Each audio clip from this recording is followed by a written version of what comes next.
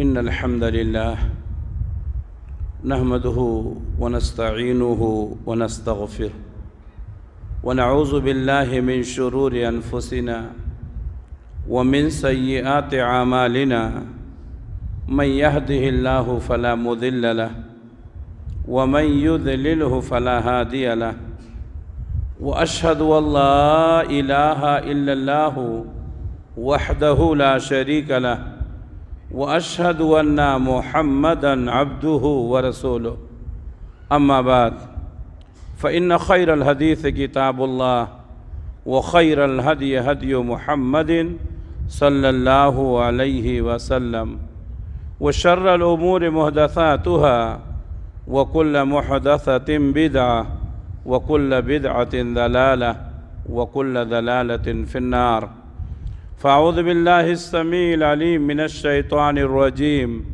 بسم الله الرحمن الرحيم قاف والقرآن المجيد بل عجبوا أن جاءهم منذر منهم فقال الكافرون هذا شيء عجيب أإذا متنا وكنا ترابا ذلك رجع بعيد قد علمنا ما تنقص الأرض منهم وعندنا كتاب حفيظ بل كذبوا بالحق لما جاءهم فهم في أمر مريج يا أيها الذين آمنوا اتقوا الله حق تقاته ولا تموتن إلا وأنتم مسلمون يا أيها الناس اتقوا ربكم الذي خلقكم من نفس واحدة وخلق منها زوجها وبث منهما رجالا كثيرا ونساء واتقوا الله الذي تساءلون به والأرحام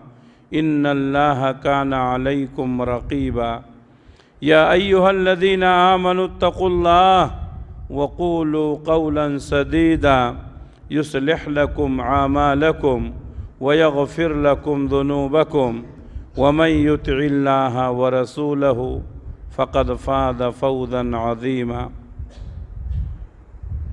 ہر طرح کی تعریف اس اللہ رب العالمین کے لیے لائق اور زیبا جو ساری کائنات کا اکیلا خالق ہے، مالک ہے، حاکم ہے، رازق ہے، جس کے ہاتھ میں پوری دنیا کی بادشاہت ہے اور جو اپنے عرش پر ہوتے ہوئے پوری کائنات کا نظام چلا رہا ہے۔ بعدہ اس کے تمام نبیوں اور رسولوں پر درود و سلام نازل ہوں، خصوصاً آخری نبی حضرت محمد مصطفیٰ صلی اللہ علیہ وسلم پر، جو آخری نبی، آخری رسول، آخری پیغمبر بنا کر اس دنیا کے لیے بھیجے گئے، جن کے بعد اب قیامت تک کوئی نبی آنے والا نہیں ہے۔ محترم حاضرین، ہر مسلمان کے لیے ضروری ہے کہ وہ تین چیزوں کا علم حاصل کرے، اور اسلامی شریعت میں اس کو اصول ثلاثہ کہتے ہیں۔ تین باتوں کا علم حاصل کرنا ہر مسلمان کے لیے ضروری اور واجب: اللہ کی معرفت، نبی کی معرفت، دین کی معرفت۔ اس کو اصول ثلاثہ کہتے ہیں۔ اگر یہ تین چیزوں کا علم نہیں ہے تو حقیقی معنوں میں وہ مومن ہونے کا کردار ادا نہیں کر سکتا۔ اللہ کی معرفت، اللہ کون ہے، اللہ کہاں ہے، اس کا پاور کیا ہے، اس کی حیثیت کیا ہے، جب تک ہم یہ نہیں سمجھیں گے تب تک اللہ کے حقوق ادا نہیں کر سکیں گے۔ نبی کی معرفت، نبی کون ہے، نبی کو کس لیے بھیجا گیا، نبی کی تعلیمات کیا ہیں، جب ہم ان چیزوں کا علم حاصل کر لیں گے تو ہم حقیقی معنوں میں مومن بنیں گے۔ ہم جس دین کے فالوور ہیں، ہم جس دین کو مانتے ہیں، اس دین کی خصوصیات کیا ہیں، اس کی تعلیمات کیا ہیں، جب تک ہم یہ نہیں سمجھیں گے حقیقی معنوں میں ہم دینی اصولوں پر عمل نہیں کر سکتے۔ لیکن افسوس یہ ہے کہ اکثر لوگوں کو یہ تین چیزوں کا علم نہیں ہے۔ اگر میں آپ سے سوال کروں کہ آپ اللہ کو جانتے ہیں تو آپ کہیں گے بالکل جانتے ہیں، جانتے بھی ہیں، مانتے بھی ہیں۔ تو بہت سارے لوگ ہیں جو اللہ کو جانتے ہیں، اور کچھ لوگ جاننے کے علاوہ اللہ کو مانتے بھی ہیں، لیکن اللہ کی حقیقی معرفت ان کو نہیں ہے۔ یہی وجہ ہے کہ بہت سارے لوگ اللہ کو جانتے بھی ہیں، مانتے بھی ہیں، لیکن اللہ کی عبادت نہیں کرتے۔ اور جو لوگ اللہ کو جان کر مان کر اس کی عبادت بھی کرتے ہیں، لیکن اللہ کے علاوہ دوسروں کی بھی عبادت کرتے ہیں، وہ بھی حقیقی معنوں میں اللہ کو نہیں مانتے ہیں، اللہ کی معرفت ان کو نہیں ہے۔ اور جو لوگ اللہ کو مانتے ہوئے اللہ کے معاملات میں دوسروں کو شریک کرتے ہیں، وہ بھی حقیقی معنوں میں اللہ کی معرفت سے ناواقف ہیں۔ تو آج کے خطبے میں اللہ کی پہچان بتاؤں گا۔ اللہ کون ہے؟ اللہ کہاں ہے؟ اللہ کا پاور کیا ہے؟ اللہ کے بارے میں ہمارا عقیدہ کیا ہونا چاہیے؟ ہر انسان کے لیے ضروری ہے کہ یہ معرفت اس کو ہونی چاہیے۔ اگر ہم اللہ تبارک و تعالیٰ کے وجود پر گفتگو کریں کہ اللہ کہاں ہے، اکثر لوگ، اکثریت یہی کہتی ہے اللہ ہر جگہ موجود ہے، حالانکہ یہ عقیدہ اسلامی عقیدے کے خلاف ہے۔ اللہ تعالیٰ ہر جگہ موجود نہیں ہے۔ اللہ تبارک و تعالیٰ اپنے عرش پر مستوی ہے، اور قرآن مجید میں کئی آیتیں ایسی ہیں اللہ تبارک و تعالیٰ نے اس بات کی وضاحت فرمائی ہے کہ اللہ عرش پر مستوی ہے۔ ثم استوى علی العرش، پھر اللہ تبارک و تعالیٰ اپنے عرش پر مستوی ہو گیا۔ عام لوگوں کی بات چھوڑیے، بڑے بڑے صاحب جبہ و دستار بھی یہی عقیدہ رکھتے ہیں کہ اللہ تعالیٰ ہر جگہ موجود ہے۔ اب ظاہر سی بات ہے کہ جو ان علماء کو ماننے والے ہیں، جو ان کو فالو کرنے والے ہیں، وہ علماء اپنے ماتحتین کو بھی یہی بات بتاتے ہیں کہ اللہ تبارک و تعالیٰ ہر جگہ ہے، جبکہ اللہ تبارک و تعالیٰ اپنے عرش پر مستوی ہے۔ اللہ کا علم ہر جگہ ہے، اللہ کی قدرت ہر جگہ ہے، اللہ کی طاقت ہر جگہ ہے، اللہ کی حکومت ہر جگہ ہے، اللہ کا پاور ہر جگہ ہے۔ اللہ ہر جگہ نہیں۔ اللہ کے نبی صلی اللہ علیہ وسلم کے زمانے میں ایک لونڈی کو بلایا گیا۔ آپ صلی اللہ علیہ وسلم نے اس لونڈی سے پوچھا این اللہ، اللہ کہاں ہے؟ تو کیا کہا؟ اللہ فی السماء، اللہ آسمان میں ہے، اللہ اوپر ہے، ساتوں آسمان کے اوپر اللہ کا عرش ہے، اور اللہ اسی عرش پر مستوی ہے۔ تو ہم اپنے عقیدے کی اصلاح کر لیں۔ اگر کسی کا یہ عقیدہ تھا کہ اللہ تعالیٰ ہر جگہ موجود ہے، تو اپنے عقیدے کی اصلاح کر لے اور اپنے دل میں یہ بات بیٹھا لے کہ اللہ ہر جگہ نہیں ہے، اللہ عرش پر مستوی ہے۔ اللہ کی حکومت ہر جگہ ہے، اللہ کا پاور ہر جگہ ہے، اللہ کا علم ہر جگہ ہے، اللہ کی طاقت ہر جگہ ہے، کوئی بھی جگہ اللہ کے علم سے باہر نہیں ہے۔ اسی طریقے سے اللہ ایک ہے، اکیلا ہے۔ قل هو اللہ احد، کہہ دیجئے کہ اللہ ایک ہے، دو رب نہیں ہو سکتے ہیں، دو رب نہیں ہو سکتے ہیں، اللہ ایک ہی ہے۔ قل هو اللہ احد، کہہ دیجئے کہ اللہ ایک ہے، اکیلا ہے لیکن پاورفل ہے، اسی ایک کی حکومت ہے۔ بہت سارے لوگ اللہ تبارک و تعالیٰ کو تو مانتے ہیں لیکن ایک نہیں مانتے۔ اسی لیے بعض لوگوں کا عقیدہ ہے کہ تین لوگ مل کر کے دنیا کو چلا رہے ہیں، غلط ہے عقیدہ۔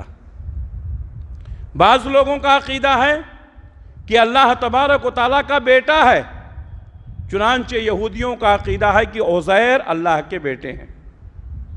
اللہ تبارک و تعالیٰ نے اس عقیدے کی نفی کی، لم یلد ولم یولد، نہ وہ کسی کا بیٹا ہے، نہ وہ کسی کا باپ ہے، نہ وہ کسی سے پیدا ہوا ہے، نہ اس سے کوئی پیدا ہوا ہے۔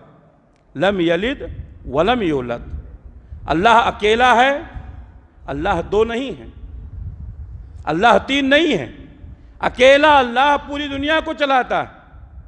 اللہ بے نیاز ہے، اللہ الصمد، اللہ بے نیاز ہے۔ سارے لوگ مل کر کے اللہ کی عبادت کریں تو اللہ کی بڑائی میں کچھ اضافہ نہیں ہوگا۔ سارے لوگ مل کر کے اللہ کی مخالفت کریں تو اللہ تعالیٰ کی بڑائی میں کوئی کمی نہیں ہوگی۔ اللہ کے نبی صلی اللہ علیہ وسلم نے فرمایا کہ سارے لوگ ایک میدان میں اکٹھا ہو جائیں اور سارے کے سارے لوگ اللہ کی عبادت کرنے لگیں تو اللہ کی عبادت میں، اس کی بڑائی میں، اس کی کبریائی میں کچھ اضافہ نہیں ہو جائے گا، اس لیے کہ اللہ سب سے بڑا ہے۔ اللہ اکبر، اللہ سب سے بڑا ہے، اب اس سے بڑا کی کوئی تصور نہیں ہے، اس سے بڑا ہونے کا کوئی تصور نہیں ہے۔ اور سارے کے سارے لوگ مل کر کے اللہ کی مخالفت کرنے لگیں، شرک کرنے لگیں، اللہ کی بڑائی میں کوئی کمی نہیں ہو جائے گی۔ اگر بیک وقت پوری دنیا اللہ کو ماننے سے انکار کر دے تو آپ یہ سمجھ لیں کہ اللہ کی بڑائی میں کسی طرح کی کوئی کمی نہیں ہوگی۔ انسان جو کچھ بھی کر رہا ہے اپنے لیے کر رہا ہے، ہماری عبادتوں سے اللہ کی بڑائی میں کوئی فرق نہیں پڑتا ہے۔ اللہ کے نبی صلی اللہ علیہ وسلم نے فرمایا کہ آسمان چرچرا رہا ہے فرشتوں کے بوجھ سے، اس لیے کہ آسمان میں 4 انگلی کی جگہ ایسی باقی نہیں ہے جس پر کوئی فرشتہ کھڑا نہ ہو، جہاں پر کوئی فرشتہ سجدہ نہ کر رہا ہو، جہاں پر کوئی فرشتہ رکوع میں نہ ہو۔ اللہ ہماری عبادتوں کا محتاج نہیں ہے۔ بہت سارے لوگ 2-4 رکعت نماز پڑھ کے یہ سمجھتے ہیں کہ وہ اللہ پر احسان کر رہے ہیں۔ اللہ الصمد، اللہ بے نیاز۔ قل هو اللہ احد اللہ الصمد لم یلد ولم یولد ولم یکن له کفوا احد۔ اس کا نہ کوئی پارٹنر ہے نہ اس کا کوئی ہمسر ہے۔ تو جو لوگ یہ عقیدہ رکھتے ہیں کہ اللہ ایک نہیں ہے، 2 مل کر کے، 3 مل کر کے، کئی لوگ مل کر کے دنیا چلا رہے ہیں، غلط ہے۔ اللہ اکیلا ہی ہے۔ اللہ لا الہ الا هو الحی القیوم، اللہ وہی ہے، اس کے علاوہ کوئی معبود نہیں ہے۔ جب اللہ ایک ہے، وہی پوری دنیا کا مالک ہے، تو اس کی عبادت ہونی چاہیے۔ اللہ تبارک و تعالیٰ نے جتنے رسولوں، جتنے پیغمبروں کو بھیجا، ان تمام پیغمبروں کو انہی تعلیمات کے ساتھ بھیجا کہ وہ جا کر کے لوگوں کو بتائیں کہ اللہ ایک ہے، اس کی عبادت کریں۔ اور آج بھی دنیا کے جتنے مبلغ ہیں، جتنے مولوی ہیں، جتنے عالم ہیں، جتنے داعی ہیں، ان کو سب سے زیادہ زور اسی پر دینا چاہیے کہ اللہ ایک ہے، وہی عبادت کے لائق ہے، بس باقی باتیں بعد میں۔ اللہ ایک ہے، اکیلا ہے، وہی عبادت کے لائق ہے، اس ایک کو مانو اور اسی کے سامنے سر جھکاؤ۔ یہی زندگی کا مقصد ہے، یہی ہماری پہچان ہے، یہی ہماری امتیاز ہے۔ اللہ ایک ہے، وہی عبادت کا مستحق ہے۔ الحی القیوم، وہ زندہ ہے، قائم رہنے والا ہے، دنیا کو قائم رکھنے والا ہے، اسی کے دم سے یہ دنیا قائم ہے۔ 7 آسمان، زمین، سورج، چاند، ستارے، دریا، پہاڑ، جنگلات، یہ سب اللہ کے حکم سے قائم ہے۔ جب اللہ چاہے گا ان کو ختم کر دے گا، اور ہمارا عقیدہ ہے کہ ایک دن آئے گا اللہ تعالیٰ ان سب کو ختم کر دے گا۔ یہ آسمان ٹوٹ جائے گا، یہ زمین پھٹ جائے گی، یہ پہاڑ ریزہ ریزہ ہو کر کے اڑ جائیں گے، سمندروں کو پاٹ دیا جائے گا، زمین کو ہموار کر دیا جائے گا۔ یہ ہے اللہ کا پاور، یہ ہے اللہ کی طاقت۔ آج انسان گناہ کیوں کرتا ہے؟ اس لیے کہ اللہ کے پاور کو سمجھتا نہیں، اللہ تبارک و تعالیٰ کو اس نے جانا نہیں، اللہ تعالیٰ کو پہچانا نہیں۔ اگر اللہ تبارک و تعالیٰ کو جان لے، اللہ کو پہچان لے، تو کبھی بھی وہ جرم نہیں کرے گا۔ پوری کائنات کا مالک صرف اور صرف اللہ، عزت اسی کے ہاتھ میں ہے، ذلت اسی کے ہاتھ میں ہے، حکومت اسی کے ہاتھ میں ہے۔ وہ جو چاہتا ہے کرتا ہے، وہ جو چاہتا ہے کرتا ہے۔ ہم حکومتوں سے ڈرتے ہیں، فلاں آدمی حاکم بن جائے گا تو ہمارا وجود مٹ جائے گا، فلاں آدمی کو حکمرانی مل گئی، یہ اللہ تبارک و تعالیٰ کی چاہت سے ہوتا ہے، یہ اللہ تعالیٰ کرتا ہے۔ اللہ کے نبی صلی اللہ علیہ وسلم ہمیشہ اس دعا کا اہتمام کرتے تھے، قُلِ اللَّهُمَّ مَالِكَ الْمُلْكِ تُؤْتِي الْمُلْكَ مَنْ تَشَاءُ وَتَنزِعُ الْمُلْكَ مِمَّنْ تَشَاءُ وَتُعِزُّ مَنْ تَشَاءُ وَتُذِلُّ مَنْ تَشَاءُ بِيَدِكَ الْخَيْرُ۔ اے نبی آپ کہہ دیجئے اللہم مالک الملک، اے اللہ پوری دنیا کا بادشاہ تو ہے، پوری دنیا کا بادشاہ، حقیقی معنوں میں پوری دنیا کا بادشاہ کون ہے؟ اللہ ہے۔ تُؤْتِي الْمُلْكَ مَنْ تَشَاءُ، تو جس کو چاہتا ہے حکومت دیتا ہے، تو جس کو چاہتا ہے بادشاہی دیتا ہے۔ وَتَنزِعُ الْمُلْكَ مِمَّنْ تَشَاءُ، اور جب تو چاہتا ہے اس کو حکومت سے اتار دیتا ہے۔ یہ پاور کس کو ہے؟ اللہ کو ہے۔ دنیا میں کتنے لوگ آئے، حکومت کیے، چلے گئے، حکومت تک پہنچانے والا کون تھا؟ اللہ۔ حکومت سے اتارنے والا کون تھا؟ اللہ۔ میرے بھائیوں، حکومتیں بنانے والا، حکومت عطا کرنے والا، حکومتوں سے بے دخل کرنے والا، کرسی تک پہنچانے والا، کرسی سے اتارنے والا صرف اللہ کی ذات ہے، صرف اور صرف اللہ کی ذات ہے۔ یہ اور بات ہے، کبھی اللہ تعالیٰ ظالموں کو حکمرانی دیتا ہے، کبھی عادلوں کو حکمرانی دیتا ہے۔ یہ کیوں ہوتا ہے؟ اللہ تبارک و تعالیٰ کی مصلحت ہوتی ہے۔ جب لوگ اچھے اور نیک ہوتے ہیں تو اللہ تبارک و تعالیٰ حکمرانی اچھے اور نیک لوگوں کو دیتا ہے۔ جب لوگ برے ہوتے ہیں، گنہگار ہوتے ہیں، مجرم ہوتے ہیں، اللہ سے دور ہوتے ہیں، تو اللہ تبارک و تعالیٰ ظالموں کو حکمرانی دیتا ہے۔ یہ بات ہمیشہ یاد رکھیں۔ وَتُعِزُّ مَن تَشَاءُ وَتُذِلُّ مَن تَشَاءُ، اے اللہ تو جس کو چاہے عزت دے دے، تو جس کو چاہے ذلیل کر دے۔ عزت دینے والی ذات کون ہے؟ اللہ۔ ذلت دینے والی ذات کون ہے؟ اللہ کی ذات ہے۔ آج ہم لوگوں سے عزت مانگ رہے ہیں۔ حضرت عمر بن خطاب رضی اللہ تعالیٰ عنہ کہا کرتے تھے، لا عز لنا الا بالاسلام، ہم کو صرف اسلام سے عزت مل سکتی ہے۔ عزت وہی دے گا جس کے ہاتھ میں پاور ہو، جو عزت والا ہو۔ اور اللہ تبارک و تعالیٰ نے ہمیں یہ عقیدہ دیا ہے، وَلِلَّهِ الْعِزَّةُ وَلِرَسُولِهِ وَلِلْمُؤْمِنِينَ، عزت اللہ کے لیے ہے، عزت رسول کے لیے ہے، عزت مومنوں کے لیے ہے۔ ہمیں عزت کی بھیک کس سے مانگنی چاہیے؟ اللہ سے مانگنی چاہیے۔ ہم لوگوں سے عزت کی بھیک مانگتے ہیں۔ اللہ سے جڑو، اللہ عزت دے گا۔ اللہ سے کٹ کر کے کوئی عزت نہیں کما سکتا ہے، اللہ سے دور ہو کر کے کوئی عزت نہیں کما سکتا ہے۔ عزت دینے والی ذات صرف اللہ کی ذات ہے۔ اللہ سے کٹو گے اللہ ذلیل کرے گا۔ وہ ذلت کا بھی مالک ہے، عزت کا بھی مالک ہے۔ اللہ کے نبی صلی اللہ علیہ وسلم کو لوگوں نے ذلیل کرنا چاہا، اللہ تعالیٰ نے آپ کو عزت دی۔ صحابہ کرام کو لوگوں نے ختم کرنا چاہا، اللہ نے ان کی تعداد بڑھا دی۔ اسلام کو لوگوں نے بجھانا چاہا، اللہ تبارک و تعالیٰ نے اس کی روشنی کو پوری دنیا میں پھیلا دیا۔ یریدون لیطفئوا نور اللہ بافواہہم واللہ متم نورہ ولو کرہ الکافرون، لوگ چاہتے ہیں کہ اس نور کو بجھا دیں، اللہ نے جو نور بھیجا ہے، واللہ متم نورہ ولو کرہ الکافرون، اللہ تعالیٰ اپنے نور کو پورا کر کے رہے گا اگرچہ کافر ناپسند کرے۔ نور خدا ہے کفر کی حرکت پہ خندزن، نور خدا ہے کفر کی حرکت پہ خندزن، پھونکوں سے یہ چراغ بجھایا نہ جائے گا۔ اللہ کی ذات بہت پاورفل ہے، اللہ کی ذات بہت بڑی ہے، ہم نے اس کو سمجھا نہیں، ہم نے اس کو پہچانا نہیں۔ اگر ہم اللہ کو پہچان لیں، دنیا کی بہت ساری مصیبتوں سے ہم بچ جائیں گے۔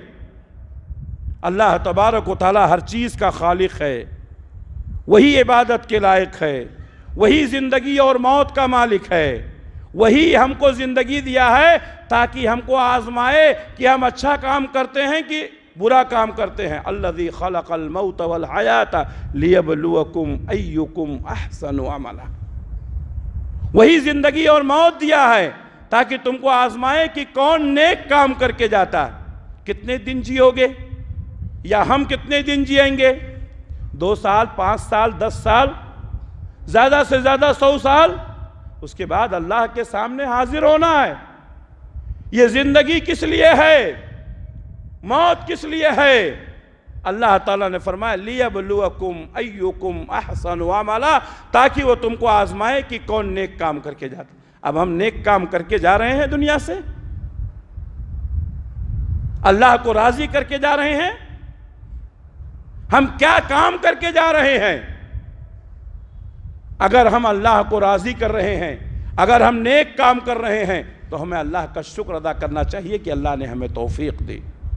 اور اگر ہم برے کاموں میں مبتلا ہیں، جرائم میں مبتلا ہیں، تو اللہ سے توبہ کرنا چاہیے، کیونکہ زندگی بہت مختصر ہے۔ مرنے کے بعد اللہ کے سامنے حاضر ہونا ہے، حساب و کتاب دینا ہے، ایک ایک لمحے کا حساب دینا ہے، ایک ایک کام کا حساب دینا ہے۔ یہ ہے اللہ کی ذات، یہ ہے اللہ کا پاور، ہم اس سے بچ نہیں سکیں گے۔ اسی طریقے سے اللہ تبارک و تعالی علیم ہے، بصیر ہے، سارے اعمال سے باخبر ہے۔ انسان لوگوں کے سامنے اچھا بنتا ہے، لیکن تنہائی میں برائی کرتا ہے، تنہائی میں گناہ کرتا ہے۔ میرے بھائیوں، اللہ تبارک و تعالیٰ کا پاور یہ ہے کہ جس طریقے سے وہ دن کے اجالے میں دیکھتا ہے، رات کے اندھیرے میں بھی دیکھتا ہے۔ رات کے اندھیرے میں گھر میں چھپ کر کے آپ لوگوں کی نگاہوں سے بچ سکتے ہیں، اللہ سے نہیں بچ سکتے ہیں۔ اس لیے جب انسان اللہ کو پہچان لے گا تو رات کے اندھیرے میں بھی اللہ کی نافرمانی نہیں کرے گا۔ دن اور رات کے اجالے اور اندھیرے کی بات تو چھوڑو، اللہ تبارک و تعالیٰ سینے میں پیدا ہونے والی دھڑکنوں کو بھی جانتا، ذہن اور دماغ میں پیدا ہونے والے فتنوں کو بھی جانتا۔ اگر انسان کو اس بات کا احساس ہو جائے کہ ہمارے دل کے ارادے بھی اللہ جانتا ہے، ہمارے ذہن میں پیدا ہونے والے وسوسوں کو بھی اللہ جانتا ہے، تو انسان کسی کا برا نہیں سوچے گا، انسان کسی سے نفرت نہیں کرے گا، انسان کسی سے حسد نہیں کرے گا۔ ہم نے اللہ کو پہچانا نہیں۔ جب ساری دنیا سو رہی ہوتی ہے، اللہ تبارک و تعالی ہمیں دیکھتا ہے، ہمیں جانتا ہے۔ ایک لمحے کے لیے بھی ہم اللہ تبارک و تعالیٰ کی نگاہ سے اوجھل نہیں ہو سکتے ہیں۔ لا تاخذہ سنۃ ولا نوم، اللہ تعالیٰ کو نہ اونگ آتی ہے نہ نیند آتی ہے۔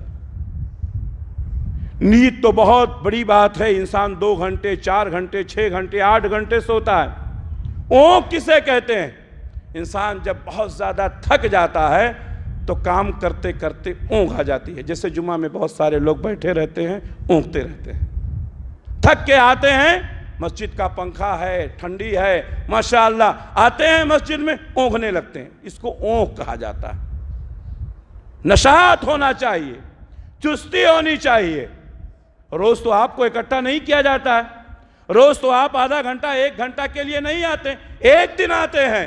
بہت سارے لوگ آ کے صرف سوتے رہتے ہیں۔ سونا تو دور کی بات ہے، اللہ کو اونگ بھی نہیں آتی۔ لا تاخذہ سنۃ ولا نوم، اللہ تعالیٰ کو نہ اونگ آتی ہے نہ نیند آتی، وہ اللہ کا پاور ہے، یہ اللہ تبارک و تعالیٰ کی طاقت ہے۔ اگر انسان یہ سب سمجھ لے تو انسان اللہ کی نافرمانی نہیں کرے گا۔ میرے بھائیوں، انسان بہت جلدی گھبرا جاتا ہے، بہت جلدی پریشان ہو جاتا ہے۔ اللہ تعالیٰ ہم کو یہ عقیدہ دیتا ہے کہ کبھی گھبرانا نہیں چاہیے، کبھی پریشان نہیں ہونا چاہیے۔ کیوں؟ اس لیے کہ ساری دنیا آپ کا ساتھ چھوڑ دے، ساری دنیا آپ کا ساتھ چھوڑ دے، ایک ذات ہے، اگر اس سے آپ نے رشتہ مضبوط کر لیا ہے تو وہ آپ کا ساتھ کبھی نہیں چھوڑے گا۔ ہم نے اللہ کو پہچانا، ہم نے اللہ کو جانا، وہ کبھی آپ کا ساتھ نہیں چھوڑے گا۔ حضرت ابراہیم علیہ السلام کو جب انہوں نے دعوت و تبلیغ کا کام کیا، کفر کی مخالفت کی، میرے بھائیوں دنیا کا سب سے بڑا سہارا کون ہوتا ہے؟ باپ ہوتا ہے، باپ ہوتا ہے۔ لیکن حضرت ابراہیم علیہ السلام نے جب توحید کا اعلان کیا، باپ نے بھی کہہ دیا ابراہیم تو اپنے آپ کو سدھار لے، ورنہ ہم تیری حمایت نہیں کریں گے، تو ہمارے گھر سے نکل جا۔ میرے بھائیوں اگر آپ نے اللہ سے رشتہ مضبوط کر لیا ہے تو دنیا کی کوئی طاقت آپ کا کچھ نہیں بگاڑ سکتی۔ وہ اللہ کی ذات ہے جو آپ کے ساتھ ہمیشہ رہے گا۔ حضرت ابراہیم علیہ السلام کو باپ نے گھر سے نکال دیا، بادشاہ نے دشمنی کی، لیکن حضرت ابراہیم علیہ السلام نا امید نہیں ہوئے۔ کیوں؟ اس لیے کہ اللہ کی ذات پر انہوں نے ایمان لایا تھا، اللہ کی ذات پر انہوں نے یقین کیا تھا، اللہ کی ذات سے انہیں امید تھی۔ اور جب پوری قوم نے مل کر کے حضرت ابراہیم علیہ السلام کو آگ میں ڈال دیا تو حضرت ابراہیم نے کیا کہا تھا؟ حسبنا اللہ ونعم الوکیل، ہمارے لیے ہمارا رب کافی ہے اور وہ بہترین کارساز ہے۔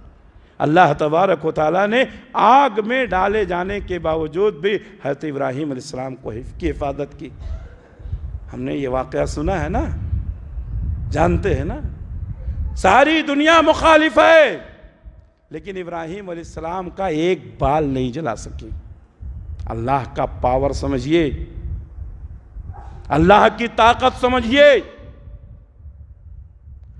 اللہ تبارک و تعالیٰ کا پاور بہت زیادہ ہے، جو چاہتا ہے وہ کرتا ہے۔ حضرت موسیٰ علیہ السلام گھر سے باہر نکل گئے، کسی نے آ کر کے کہا کہ فرعون کے دربار میں آپ کے قتل کرنے کی سازش چل رہی ہے، آپ نے جو ایک آدمی کو مار دیا تھا۔ حضرت موسیٰ علیہ السلام گھر سے باہر نکل گئے، لوگوں نے کہا اللہ بہت بڑا اللہ راستہ دکھائے گا، اللہ بہت بڑا ہے، اللہ راستہ دکھائے گا۔ مصر سے نکلے، کہاں پہنچ گئے؟ مدائن پہنچ گئے۔ مدین پہنچنے کے بعد اللہ تبارک و تعالیٰ نے ان کے لیے گھر کا بھی انتظام کیا، کھانے کا بھی انتظام کیا، وہیں بیوی بھی ملی۔ میرے بھائیوں اللہ بہت بڑا ہے۔ آج جو ہم گھبرا جاتے ہیں وہ کیوں؟ اس لیے کہ ہم نے اللہ کو پہچانا نہیں۔ آپ کو آپ کے گھر سے نکال دیا جائے، آپ کو آپ کے رشتہ دار بات چیت بننا بند کر دیں، آپ کے خلاف پوری دنیا ہو جائے، آپ کا کوئی حامی و مددگار نہ ہو، اسلام کا عقیدہ سنیے، کوئی کچھ نہیں بگاڑ سکتا ہے جب تک اللہ آپ کے ساتھ میں ہے۔ ہم نے اس اللہ کو پہچانا نہیں۔ اللہ کے نبی صلی اللہ علیہ وسلم چھوٹے سے بچے کو نصیحت کر رہے ہیں بیٹا پوری دنیا مل کر کے، ایک دو آدمی نہیں، پوری دنیا مل کر کے اگر تجھے نقصان پہنچانا چاہے نقصان نہیں پہنچا سکتی ہے مگر اتنا ہی جتنا اللہ نے تیرے نصیب میں لکھ دیا ہے۔ ہمارے نبی نے ہم کو یہ تعلیم دی، چھوٹے سے بچے کو یہ تعلیم دی۔ اب بتائیے جس بچے کے ذہن و دماغ میں یہ بات ڈال دی گئی ہو کہ تمہارا کوئی کچھ نہیں بگاڑ سکتا ہے جب تک اللہ تمہارے ساتھ ہے، اس بچے کا ایمان کتنا مضبوط ہوگا۔ ہم نے نہیں پہچانا رب کو، ہم نے رب کے پاور کو نہیں سمجھا۔ میرے بھائیوں حضرت یونس علیہ السلام کا واقعہ مچھلی والے نبی کے نام سے جانتے، جا رہے تھے ناراض ہو کر کے، دریا میں کود پڑے۔ دریا میں گرنے کے بعد کوئی بچے گا؟ نہیں بچے گا۔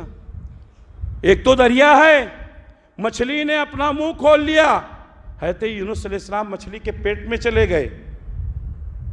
دریا میں ہوتے تو بچ سکتے تھے، مچھلی نے نگل لیا، اور وہ بھی مچھلیاں کتنی بڑی بڑی ہوتی ہیں آپ سوچ نہیں سکتے ہیں۔ مچھلی نے نگل لیا، پیٹ میں چلے گئے۔ لیکن اللہ کی ذات دیکھیے، اللہ کی طاقت دیکھیے، اللہ جب کسی کو بچانا چاہتا ہے تو مچھلی کے پیٹ کو اس کا گھر بنا دیتا ہے۔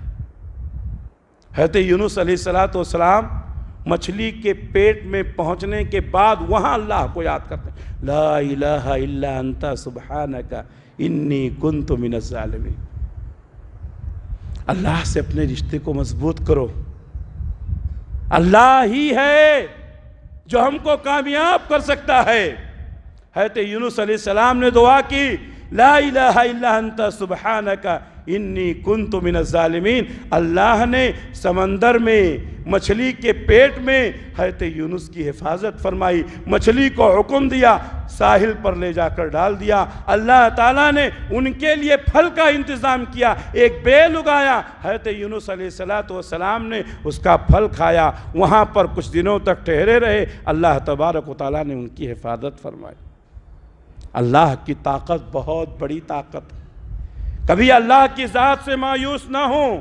اگر انسان یہ سوچ لے کہ اللہ تبارک و تعالیٰ اس کو بچانا چاہے کوئی مار نہیں سکتا ہے، انسان کا عقیدہ مضبوط ہو جائے گا۔ اگر کوئی انسان اللہ کے پاور کو سمجھ لے تو کسی کے اوپر ظلم نہیں کرے گا، کسی کا حق نہیں دبائے گا۔ آج ہمارا حال یہ ہے کہ ہم دوسروں کے حقوق کو سلب کر لیتے ہیں، دوسروں کا حق دبا لیتے ہیں، بھائی کا حق دبا لیا، بہن کا حق دبا لیا، پڑوسی کا حق دبا لیا، مزدور کا حق دبا لیا، پارٹنر کا حق دبا لیا، دھوکہ دیا۔ کیوں؟ اس لیے کہ آپ نے اللہ کے پاور کو نہیں سمجھا۔ اللہ تبارک و تعالیٰ قیامت کے دن سامنے کھڑا کرے گا، ایک ایک پیسے کا حساب و کتاب دینا ہوگا۔ ہم دنیا میں کسی پر ظلم کر سکتے ہیں، دنیا میں کسی کا حق دبا سکتے ہیں، لیکن اللہ کی پکڑ سے بچ نہیں سکتے ہیں۔ ان بطش ربک لشدید، تمہارے رب کی پکڑ بہت سخت ہے۔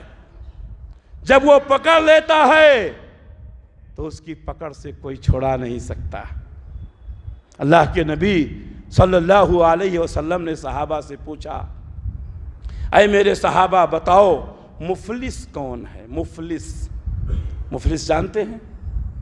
اگر ہم آپ سے پوچھیں تو آپ بھی یہی کہیں گے، مفلس وہ ہے جس کے پاس روپے پیسے نہ ہوں۔ صحابہ نے بھی یہی جواب دیا، کہا اللہ کے رسول ہاں مفلس وہی ہیں جن کے پاس درہم دینار نہ ہو، روپے پیسے نہ ہوں۔ اللہ کے نبی صلی اللہ علیہ وسلم نے فرمایا نہیں، میری امت کے مفلس وہ ہیں جنہوں نے نیکیاں بہت زیادہ کی ہوں گی، نماز، روزہ، زکوٰۃ، صدقہ، خیرات، حج، عمرہ، تلاوت قرآن بہت زیادہ کیا ہوگا، کسی کو مارا ہوگا، کسی کو ستایا ہوگا، کسی پر ظلم کیا ہوگا، اللہ کے سامنے حاضر ہوگا، اللہ تبارک و تعالیٰ اس کی نیکیاں اس کو دے دے گا۔ دنیا میں کسی پر کوئی ظلم کرتا ہے تو لوگ مقدمہ دائر کرتے ہیں، کورٹ میں جاتے ہیں، کورٹ فیصلہ کرتا ہے نہیں بھائی آپ نے اس کے اوپر ظلم کیا ہے، آپ اس کی چیز واپس کریں۔ تو دنیا میں ہمارے پاس روپے ہیں، پیسے ہیں، زمین ہے، جائیداد ہے، ہم روپے پیسے زمین جائیداد دے کر کے اپنی جان چھڑا لیتے ہیں۔ قیامت کے دن جب ہم رب کے سامنے حاضر ہوں گے تو ہمارے پاس کچھ ہوگا؟ کچھ نہیں ہوگا۔ اس سے بڑھ کر میں ایک بات بتاؤں، ہمارے نبی نے فرمایا جسم پر کپڑا بھی نہیں ہوگا۔ زمین، جائیداد، روپے، پیسے یہ سب دنیا کے لیے ہیں۔ اللہ کے سامنے جب حاضر ہوں گے انسان بے بس، مجبور، عاجز، اس کے جسم پر کپڑے بھی نہیں ہوں گے، سارے لوگ برہنہ ہوں گے۔ آپ سوچیں کہ آپ کا حق کوئی دبا لیا ہے یا آپ نے کسی کا حق دبا لیا ہے، وہ بدلہ کیسے دیا جائے گا؟ وہاں دو چیزیں ہوں گی، دو چیزیں ہوں گی، ایک نیکیاں ہوں گی، ایک گناہ ہوں گے۔ آپ نے اگر کسی کے اوپر ظلم کیا ہے، ایک ایک مظلوم کو بلایا جائے گا، اللہ تعالیٰ پوچھے گا اس نے تیرا حق مارا تھا؟ ہاں اللہ میرا حق مارا تھا۔ اللہ تعالیٰ کہے گا اس کی اتنی نیکیاں اس کے کھاتے میں ٹرانسفر کر دی جائیں۔ بدلہ کس چیز کا دیا جائے گا؟ نیکی کا۔ انسان دنیا میں جو ظلم کرتا ہے، لوگوں کے حقوق دباتا ہے، اس کی نیکیاں اس کے دشمنوں کے، اس کے جس پر اس نے ظلم کیا ہے، مظلوم کے کھاتے میں ٹرانسفر کر دی جائیں گے، اور یہ سلسلہ جاری رہے گا جب تک کہ سارے لوگوں کے حقوق نہ ادا کر دیے جائیں۔ اب آپ تسلیم کریں کہ حقداروں کا حق زیادہ ہے، نیکیاں کم ہیں، اب اس کے بعد کیا ہوگا؟ اللہ تعالیٰ نے اس کا بھی آگے سجیشن بتایا۔ اگر نیکیاں ختم ہو گئیں اور مظلومین کی تعداد زیادہ ہے تو اللہ تعالیٰ کہے گا ان کے گناہوں کو اس کے کھاتے میں ٹرانسفر کر دیا جائے۔ میرے بھائیوں، غور کرو، سنجیدگی کے ساتھ سوچو، یہاں بھی سوچو، گھر میں بھی جا کر سوچنا کہ اگر ہم نے کسی کا حق دبایا ہے، ہم نے کسی پر ظلم کیا ہے، اور قیامت کے دن یہ ہمارے نماز روزے سب اس کی کھاتے میں ٹرانسفر ہو جائیں، اور اگر وہ بھی پورا نہ ہو، دوسروں کے گناہ ہمارے کھاتے میں آ جائیں، ہمارا انجام کیا ہوگا؟ میرے بھائیوں، اللہ کو پہچانو۔ دنیا میں ہم لوگوں کو دھوکہ دے سکتے ہیں، اللہ کو دھوکہ نہیں دے سکتے۔ اگر حقیقی معنوں میں کوئی اللہ کو پہچان لیا، وہ کبھی کسی کا حق نہیں دبائے گا، کسی پر ظلم نہیں کرے گا۔ لیکن ہم اپنے آپ کو مسلمان کہنے والے، ہم اپنے آپ کو اللہ اور اس کے رسول کا مطیع و فرما بردار کہنے والے، حقیقت یہ ہے کہ ہم نے اللہ کو نہیں پہچانا۔ ہم رسمی طور پر اللہ کو جانتے ہیں، ہم رسمی طور پر اللہ کو مانتے ہیں، ہم رسمی طور پر عبادتیں کرتے ہیں، ہم سوچتے ہیں اللہ بہت معاف کرنے والا ہے۔ نہیں میرے بھائیوں، اللہ کی حقیقی پہچان پیدا کرو، زندگی میں بڑا مزہ آئے گا۔ اللہ سے دعا ہے کہ اللہ تبارک و تعالی ہم تمام کو اللہ کی حقیقی پہچان عطا فرمائے۔ اللہ ہم سب کو سچا پکا مسلمان بنائے، نبی کی سنتوں پر عمل کرنے کی توفیق عنایت فرمائے۔ اللہ ہم سب کا حامی و ناصر ہو۔ اللہ ہم سب کو انصاف کے ساتھ دوسروں کے حقوق ادا کرنے کی توفیق عنایت فرمائے۔ اللہ جب تک دنیا میں رکھے، اسلام پر قائم رکھے، خاتمہ ہو تو ایمان بالخیر پر ہو۔ ربنا تقبل منا انک انت السمیع العلیم وتب علینا انک انت التواب الرحیم برحمتک یا ارحم الراحمین، آمین۔